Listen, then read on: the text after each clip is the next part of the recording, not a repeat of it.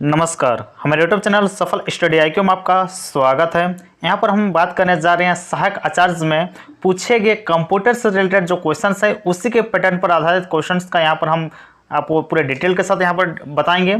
जो भी सहायक आचार्य यानी प्राइमरी टीचर में पूछे गए थे क्वेश्चंस कंप्यूटर से आधारित, उन क्वेश्चंस को यहाँ पर लेंगे, पूरे डिटेल से आपको जो है बताएंगे। तो चलिए हम लोग शुरू करते हैं। तो सबसे पहले यहाँ पर क्वेश्चन आता है, कंप्यूटर का दिमाग किससे कहा जाता है, यानी कंप्यूटर का दिमाग कौन किससे कहा जाता है यहाँ पर, यानी कंप्यूटर का दिमाग कहलाता है क्वेश्चन है। तो पहला में है CPU, सेकंड में है बॉक्स, थर्ड में है सॉफ्टवेयर और फोर्थ में है मॉनिटर। आप जो है गैस कर भी सकते हैं और अपने मन में क्या हो सकता है उसे आप कमेंट बॉक्स में कमेंट भी कर सकते हैं, या फिर आप खुद देखिएगा टोटल क्वेश्चंस में से आपका कितना सही हो पाता है।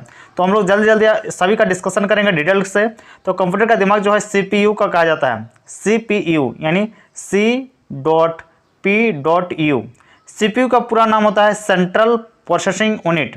CPU का जो पूरा नाम है वह होता है सेंट्रल, लिख लीजिए, अंग्रेजी में लिख दे रहा हूँ, central processing unit. Central processing unit होता है, यहाँ ING हो जाएगा प्रोसेसिंग में, सेंट्रल प्रोसेसिंग यूनिट CPU का पूरा नाम होता है। तो ये जो है इसे कंप्यूटर का दिमाग कहा जाता है, CPU को। नेक्स्ट क्वेश्चन है, VDU एवं कीबोर्ड के बीच संपर्क स्थापित करता है, यानी कौन करता है? VDU, V.D.U। वीडियो और कीबोर्ड, जो कीबोर्ड होता है, आपने जो माउस कीबोर्ड सुना होगा, ये इनपुट डिवाइस है। कीबोर्ड जिसमें टाइपिंग हम लोग करते हैं, तो जो टाइपिंग करने वाला जो डिवाइस होता है कीबोर्ड, उसे जो है कीबोर्ड जिसमें ABCDEF A to Z alphabet हो गया और न्यूमेरिकल वर्ड 1 to 9, 0 से लेकर 1 to 9, ये सारे चीज़ रहती है जिससे हम लोग टाइप करते हैं, उसे कीबोर्ड कहा जाता है। तो VDU यानी जो इसका फुल फॉर्म होता है VDU का visual display unit. Visual display unit यानी जो आपका मॉनिटर है कंप्यूटर का, उसका और कीबोर्ड के बीच कौन संपर्क स्थापित करता है, वो हो रहा है। तो हम लोग कीबोर्ड में कुछ भी चीज़ डालते हैं, उसका वो जाके आपका क्या होता है, CPU में जाके वो जो प्रोसेस होता है, उसके बाद आपको मॉनिटर में दिखता है। तो इसके बीच जो संपर्क स्थापित करता है वो CPU होगा, यानी ऑप्शन नंबर D यहाँ पर सही होगा। कंप्यूटर में जो सूचना किसे कहा जाता है, यानी इन्फॉर्मेशन इंग्लिश में रहेगा, इन्फॉर्मेशन किसे कहा जाता है? तो यहाँ पर कंप्यूटर में अगर सूचना पूछा जाए तो ये होगा ऑप्शन नंबर B, एकत्रित डेटा को, यानी जो आपके पास डेटा है उस डेटा को जो हम यहाँ पर इंफॉर्मेशन बोलेंगे। नेक्स्ट क्वेश्चन है, कंप्यूटर में जाने वाले डेटा को क्या कहा जाता है, यानी कीबोर्ड हो या माउस हो, हम लोग जो कुछ भी इनपुट करते हैं, इसको हमने आंसर बता दिया, इनपुट होगा। तो कंप्यूटर में जो जाता है, जाने वाले को इनपुट कहा जाता है। कंप्यूटर में चला गया, उसके बाद प्रोसेस होगा कहीं ना कहीं, ये कहाँ होगा, CPU में हमने बता दिया। उसके बाद CPU में प्रोसेस होने के बाद वो कहाँ दिखने लगेगा, आपके मॉनिटर में दिखने लगेगा।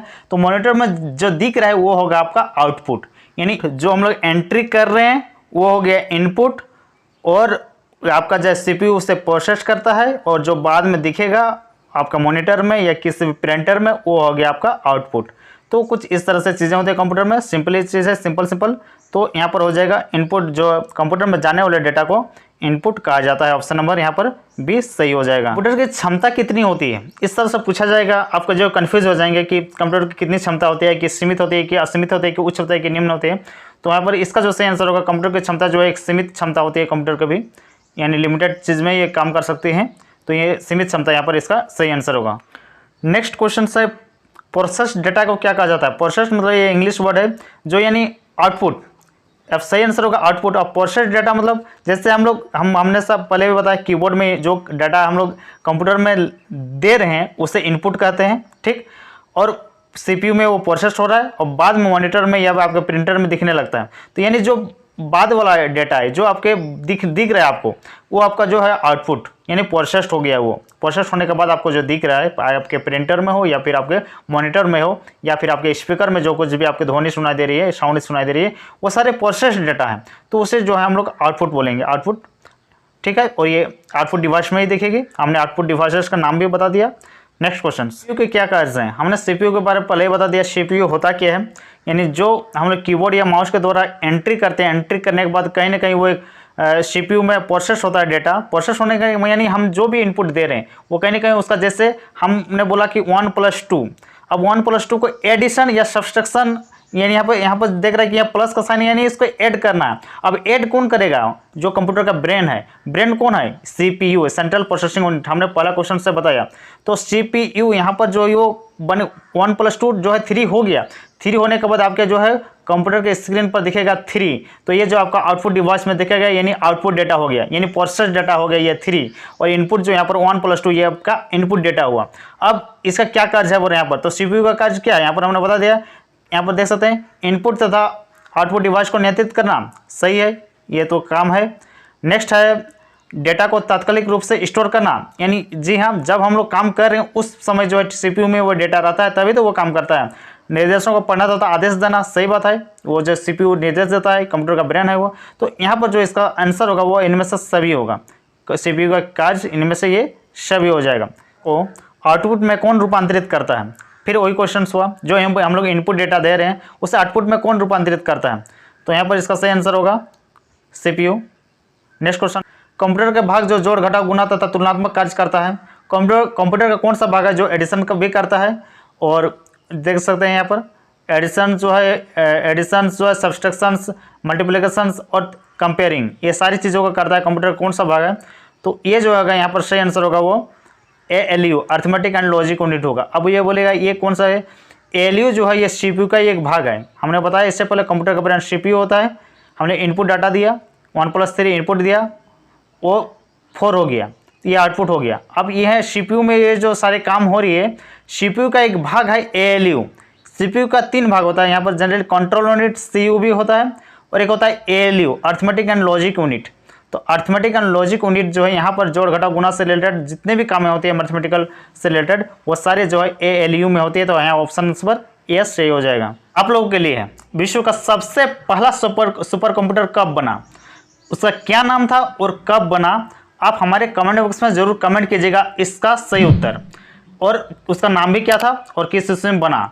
यहाँ पर फिर आपको हम बता दे रहे हैं, चूंकि ये सुपर कंप्यूटर से रिलेटेड है तो यहाँ पर विश्व का पूछा जा रहा है, हम भारत का आपको बताते हैं। भारत का पहला जो सुपर कंप्यूटर है वो क्या है उसको हम बताते हैं। भारत का सबसे पहला जो सुपर कंप्यूटर है वो आपका है परम 800। आपका क्या नाम है? परम 800 नहीं, सॉरी 8000।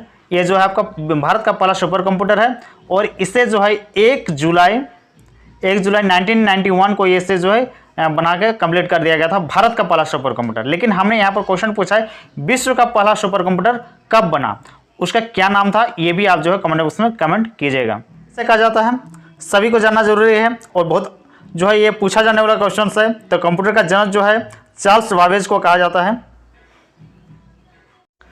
नेक्स्ट क्वेश्चन है, भारत में निर्मित प्रथम कंप्यूटर का क्या नाम था? तो भारत में निर्मित प्रथम कंप्यूटर का नाम ऑप्शन नंबर डी सिद्धार्थ हो जाएगा। यंत्र एबाकस का आविष्कार किस देश में हुआ था? आप हमारे कंप्यूटर स्क्रीन में देख रहे हैं एबाकस का चित्र। तो इसका जो सही आंसर होगा, एबाकस जो गन्ना के लिए यूज किया था, उसका सबसे पहला जो आविष्कारक देश है वो है option number B China. Question है, माइक्रोप्रोसेसर किस पीढ़ी का कंप्यूटर है? यानी माइक्रोप्रोसेसर का यूज जो है किस पीढ़ी में, किस जनरेशन में जो यूज़ किया जाने लगा? तो हम लोग सभी पीढ़ियों का थोड़ा देख लेते हैं कि माइक्रोप्रोसेसर जो यूज़ किया जाता है उसके पहले उस जगह पर क्या यूज़ किया जाता था। तो सबसे प्रथम जनरेशन यानी जो है प्रथम पीढ़ी में यानी फर्स्ट जनरेशन में जो है वैक्यूम ट्यूब के यूज़ किया जाता था। वैक्यूम ट्यूब, निर्वात जो है ट्यूब जो होता था उसका यूज़ किया जाता था। सेकंड जनरेशन कंप्यूटर में जो है उस जगह पे, सेकंड जनरेशन में जो है यानी दूसरी पीढ़ी में जो उस जगह पे ट्रांजिस्टर का यूज़ किया जाने लगा। थर्ड जनरेशन में जो है IC चिप का यूज़ किया जाने लगा, यानी इंटीग्रेटेड चिप का यूज़ किया जाने लगा। फोर्थ जनरेशन में जो है माइक्रो प्रोसेसर का यूज़ किया जाने लगा। कब? फोर्थ जनरेशन में। और फिफ्थ जनरेशन में जो है यहाँ पर आर्टिफिशियल इंटेलिजेंस यानी कृत्रिम बुद्धिमत्ता का यूज़ किया जाने लगा। तो आप नोट कर लीजिए, फर्स्ट जनरेशन में कंप्यूटर के पहले फर्स्ट जनरेशन में जो है वैक्यूम ट्यूब, और सेकंड जनरेशन में ट्रांजिस्टर, थर्ड जनरेशन में जो है यहाँ पर IC चिप यानी इंटीग्रेटेड चिप, और फोर्थ जनरेशन में माइक्रो प्रोसेसर, और जो फिफ्थ जनरेशन में जो है AI यानी आर्टिफिशियल इंटेलिजेंस का यूज़ किया जाने लगा है। तो इस तरह से यहाँ पर जो इसका सही आंसर होगा वो ऑप्शन नंबर सी सही हो जाएगा। इससे पहले वाले क्वेश्चन को अगर आपने अच्छी तरह से अगर लिखा यानी जाना तो यहाँ पर आपका जो टेस्ट है, प्रथम पीढ़ी के कंप्यूटर में मुख्य इलेक्ट्रॉनिक घटक क्या है। प्रथम पीढ़ी के कंप्यूटर में मुख्य जो इलेक्ट्रॉनिक घटक क्या कुछ है।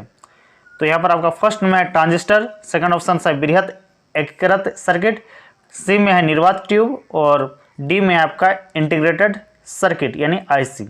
तो प्रथम पीढ़ी का यहाँ बात किया जा रहा है, क्या होगा बताइए, थोड़ा देर रुक जाते हैं। तो यहाँ पर इसका होगा ऑप्शन नंबर सी, निर्वात ट्यूब यानी वैक्यूम ट्यूब का यूज किया जाने लगा था। नेक्स्ट क्वेश्चन है, निम्नलिखित में से कौन सा एक ऑपरेटिंग सिस्टम है ओएस ऑपरेटिंग सिस्टम, जिससे आपका मोबाइल को कौन ऑपरेट करता है, आपके जो है कंप्यूटर को कौन ऑपरेट करता है। जनरली जो है अपने कंप्यूटर को जो है विंडोज ऑपरेटिंग सिस्टम का काम करती है, विंडोज। ठीक, आपका कंप्यूटर जब आप जो शुरू करते होंगे, स्टार्ट करते होंगे तो एक सॉफ्टवेयर वहाँ पर इंस्टॉल ऑटोमेटिक हो जाती है, वो पहले से इंस्टॉल रहती है विंडोज, वही जो पूरा कंप्यूटर को चलाती है। उसी प्रकार आपका जो मोबाइल फ़ोन है, जनरली आप एंड्रॉयड यूज़ कर रहे होंगे, कोई आईफोन यूज़ कर रहा होगा, तो उस तरह से अलग एप्पल का फ़ोन यूज़ कर रहा होगा तो आईफोन, तो उस तरह से अलग अलग जो है आपका ऑपरेटिंग सिस्टम है, अलग अलग जो है सिस्टम्स को चलाने के लिए। तो निम्नलिखित में से कौन सा एक ऑपरेटिंग सिस्टम है, पूरा डॉटनेट, जावा, माया, यूनिक्स। तो यहाँ पर होगा यूएनआईएक्स, यूनिक्स जो एक ऑपरेटिंग सिस्टम है। नेक्स्ट क्वेश्चन है, उबंटू क्या है। उबंटू, इनमें से पूछा जाएगा उबंटू क्या है, ऑपरेटिंग सिस्टम है या फिर जो प्रोग्रामिंग लैंग्वेज है, माइक्रो प्रोसेसर है या फिर प्रोग्रामर है, क्या कुछ है उबंटू। यहाँ पर आपको जो है थोड़ा सा समय दे रहे हैं ताकि आप, तो इसका जो सही आंसर होगा ऑप्शन नंबर ए। उबंटू जो है एक लाइनक्स पर आधारित ही एक जो है ओपन सोर्स ऑपरेटिंग सिस्टम है। लाइनक्स पर आधारित क्या है, एक ऑपरेटिंग सिस्टम ही है समझिए, और ये ओपन सोर्स ऑपरेटिंग सिस्टम है। और ये जो है कब इसका जो है रिलीज किया गया था उबंटू का, यानी कब इसे बनाया गया था, तो 2004 में। इसे जो है कब 2004 में रिलीज किया गया था उबंटू का। ये क्या है, ऑपरेटिंग सिस्टम है।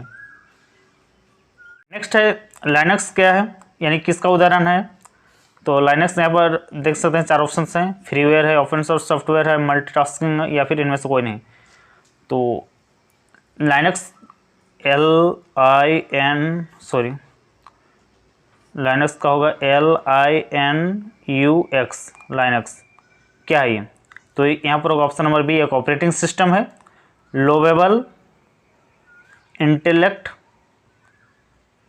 Not using XP, lovable intellect not using XP Linux का पूरा फुल फॉर्म है। और लाइनक्स जो है एक ये क्या है, तो यहाँ पर एक ऑपरेटिंग सिस्टम है।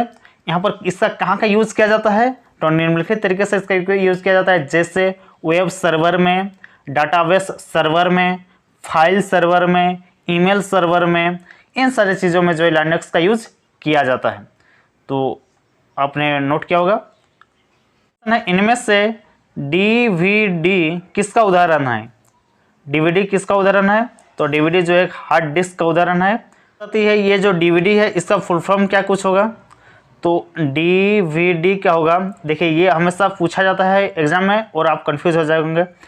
तो फर्स्ट D फॉर हो जाएगा डिजिटल, DVD का फुल फॉर्म फर्स्ट D हो जाएगा डिजिटल। नेक्स्ट हो जाएगा V से वर्सटाइल, VERSATILE, वर्सटाइल। देखिए लिखा नहीं रहा है, मैं बोल दे रहा हूँ, स्पेलिंग नोट कर लीजिए, digital versatile, DISC disc. Next D से होगा DISC, नेक्स्ट D से क्या होगा DISC। तो डिजिटल लिख लिया, डिजिटल वर्सटाइल डिस्क आपने लिख लिया होगा। नेक्स्ट क्वेश्चन है, सिस्टम को बूट करने का क्या अभिप्राय है, यानी कोई एक सिस्टम होता है वो जो बूटिंग करता है, बूट, उसका क्या मतलब होता है बोला। तो यहाँ पर देखिए आपको आंसर तो हम बता देंगे, लेकिन उससे पहले थोड़ा सा बता लेते हैं। देखिए कोई भी डिवाइस हो, आपका कंप्यूटर हो, आपका मोबाइल फ़ोन हो या फिर आपका आईफोन हो, वहाँ पर एक सॉफ्टवेयर लगी रहती है जिसके द्वारा वो जो है ऑपरेट होती है, वो हार्डवेयर ऑपरेट होती है, जिससे हमने पहले बताया, जिससे कहा जाता है OS ऑपरेटिंग सिस्टम।